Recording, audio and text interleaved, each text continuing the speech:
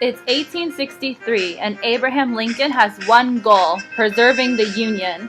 He has been engaged in war for 2 years now, and Northern soldiers had an incredible victory at the Battle of Gettysburg.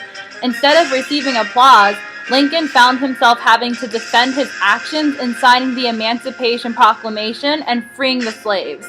Being asked to speak at a mass meeting of unconditional Union men, it was requested of Lincoln to address and defend his reasoning for the decisions he made so far in the war. In his letter to Conkling, to be read in Lincoln's absence, Lincoln states his case. Should we be focused on restoring the Union to its original glory, or should we argue over the role African Americans will play in the war now that they've been freed? Around the time of Lincoln's response, Democrats have gained political ground in Illinois. The Republicans need Lincoln to come speak at a rally to re-energize their party. One state legislature, James Conkling, is tasked with writing and seeing if Lincoln will give a speech. It might seem slightly presumptuous that the President of the United States would leave Washington, D.C. and travel to Illinois, but the Republicans tried regardless. Conkling and Lincoln's wives were acquaintances, so perhaps Conkling felt a personal connection would convince Lincoln to address the Republican Party. Conkling wrote to Lincoln that the Republicans intend to make the most imposing demonstration that has ever been held in the Northwest.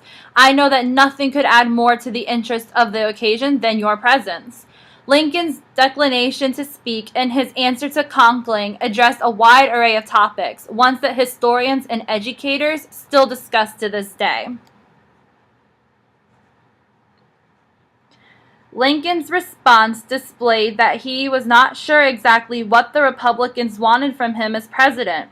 He shows them, as referenced in the quote, that they can either continue the war, he can let the Confederacy go, or they can compromise with the South. He does not believe any true American would want to see these options become a reality. As the commander-in-chief, Lincoln was going to defend the entire Union at all costs. From the limit of presidential war powers, historian Matthew Pinsker discusses Lincoln's thoughts on the executive power the president holds and how to utilize it appropriately during wartime. Even though Lincoln was aware his actions would be challenged, he knew he had to protect the Union. Lincoln did uphold this responsibility throughout his entire presidency.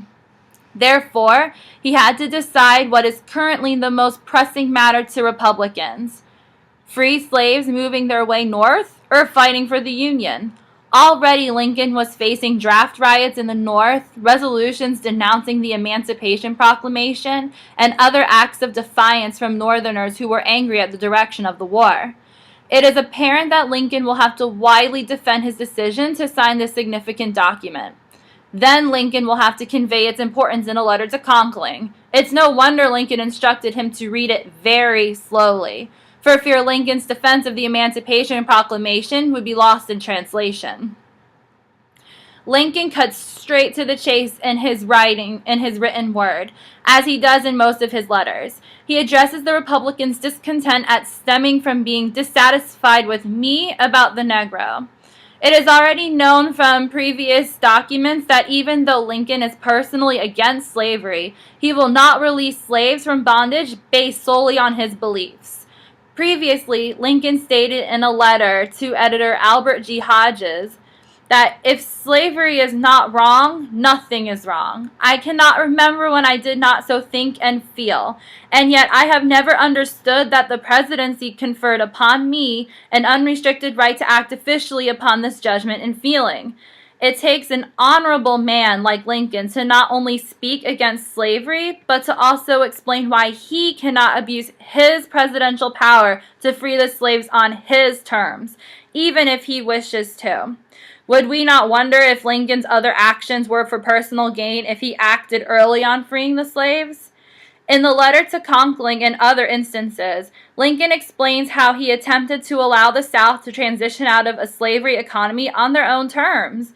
In March of 1862, we see Lincoln address Congress about an idea of compensated emancipation. Unfortunately, this didn't work. It was not a popular idea in the South, as it seems farm owners were not in favor of any resolution that would take away their slaves. Lincoln then presented Congress with the first draft of the Emancipation Proclamation in July. This draft detailed that even though he already was granted permission to free the slaves in the Conscription Acts, Lincoln was going to. Following the Battle of Gettysburg, he gave a presidential proclamation in September 1863 stating he would free all slaves on January 1st, 1864. In his defense, he did warn the entire country he would free the slaves that were currently in bondage. Lincoln was true to his word, and he had no intention of rescinding his proclamation. Lincoln shows the constitutionality and validity of the Emancipation Proclamation throughout his letter to Conkling. Lincoln demonstrates that the war was advancing in favor of the Union due to freed slaves fighting in the army. As Lincoln explained to General Dix, with colored troops joining the battle, white troops could be used elsewhere, which would overall add to the Union's manpower. While Lincoln could see not just the moral reasoning for freeing the slaves, but also the practicality of allowing them to fight alongside Union soldiers, others still did not want to accept Lincoln's proclamation. Days after Lincoln sent his letter to Conkling, he sent a follow-up as well, with additional reports regarding the successes colored troops had allowed the Union to have. Lincoln knew this would supplement his speech. In the meantime, General Grant had written to Lincoln and had given full support for incorporating colored troops. In fact, Grant believed that this, with the emancipation of the Negro, is the heaviest blow yet given to the Confederacy. Lincoln commented that during the Battle of Vicksburg, the sunny South, in more colors than one, also lent a hand. Towards the end of the letter, Lincoln states that even though freed slaves are willing to fight for the Union, even if some of the Union Army troops don't want to as well, Lincoln urges the freed slaves to fight for the sake of the Union regardless. What probably seemed like common sense to Lincoln was a philosophy difficult for others to grasp. The Union Army was too focused on having to fight alongside colored troops to see the advantage they could provide. Imagine being reminded by the President of the United States that the group of people you despise are more willing to fight for your country than you are. As Louis Messer, a Rutgers professor, notes in his review of Lincoln's letter, Lincoln's tone shifts throughout the document as he discusses various themes. And as he closes it, Messer comments that Lincoln has appealed to the logic of the Republicans of the North and now has left the responsibility of Conkling to share it with everyone. Surely this defense of the Emancipation Proclamation and the reasoning behind continuing to fight this war would be met with Northern approval.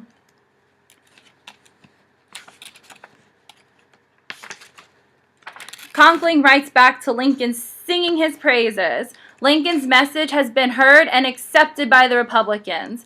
Much to Lincoln's relief, most of the Republicans now agree with Lincoln and understand his philosophy. The Republicans' new point of view was printed and spread throughout the country so that those who were not in attendance of the reading of Lincoln's letter could still review it. A New York Times opinion piece said that Lincoln was direct, used clear language, and did well in defending his policies and actions. Every part to Lincoln's letter was focused on preservation and restoration of the Union. Lincoln did not falter or sway from his focused thesis as he supported its reasons for and impassioned pleas to fight for the Union.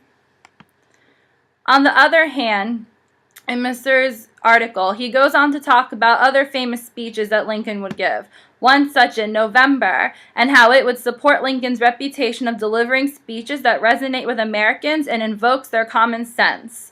We know this speech to be the Gettysburg Address. There are multiple Lincoln documents that are invaluable to understanding him as an opponent of slavery, preserver of the Union, and President of the United States. This document fully and completely defends the Emancipation Proclamation. Lincoln believed that all Americans should put aside their different beliefs and opinions and fight to secure the Union.